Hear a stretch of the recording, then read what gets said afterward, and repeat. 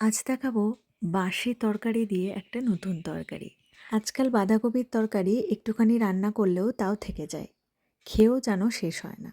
তো সেই তরকারিটাকে একটা নতুন তরকারিতে পরিবর্তন করে দেবো, যাতে সবাই হাসি মুখে খেয়ে নেয়। এক তরকারি খেতে খেতে প্রত্যেকেই বোর হয়ে যায়।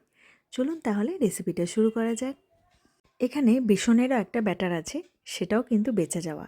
তো সমস্তগুলোকেই বেছে যাওয়া জিনিসগুলোকে একসাথে কাজে লাগিয়ে দেবো।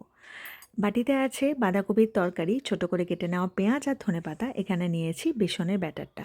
এই ব্যাটারটা মির্চি বড়া বানানোর জন্য রেডি করেছিলাম। এর মধ্যে ছিল অনেক কিছুই: নুন, জিরে, ভাজা মশলা, গরম মশলা, জোয়ান, আদা বাটা, কাশ্মীরি লঙ্কার গুঁড়ো। তো এবারে সমস্ত কিছু মিক্সড করে নিলাম। কোনো রকম নুনের ব্যবহার করিনি, কারণ বেসনের ব্যাটারেও নুন আছে পরিমাণ মতো, আর বাঁধাকপির তরকারিতেও।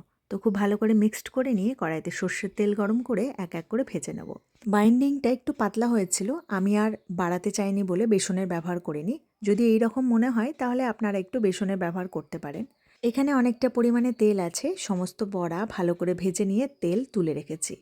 এবারে দিয়ে দেবো এর মধ্যে কালো জিরে ফোড়ন, আর দিয়ে দেবো কেটে রাখা পেঁয়াজ, রসুন, আর একটু বড় করে কেটে নেওয়া আলু।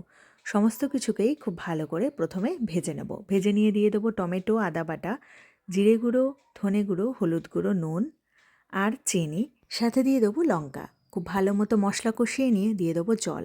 ঢাকা চাপা দিয়ে রান্না হতে দেবো। আলু সিদ্ধ করে নেবো। জলের পরিমাণটা একটু বেশি দেবেন, কারণ এই রকম বড়া আর আজকাল নতুন আলু ব্যবহার হচ্ছে, জল টেনে নেয়। সেই জন্য আলু সিদ্ধ করে নিয়ে বড়া দিয়ে ধনেপাতা দিয়ে 2 থেকে 3 মিনিটের জন্য ফুটিয়ে নিলেই একদম রেডি। এই রকম রান্না কারা কারা করেছেন অবশ্যই জানাবেন। আজকের ভিডিওটা কেমন লাগলো অবশ্যই জানাবেন। সকলে ভালো থাকবেন, সুস্থ থাকবেন। ফিরে আসবো অন্য কোনো ভিডিও নিয়ে।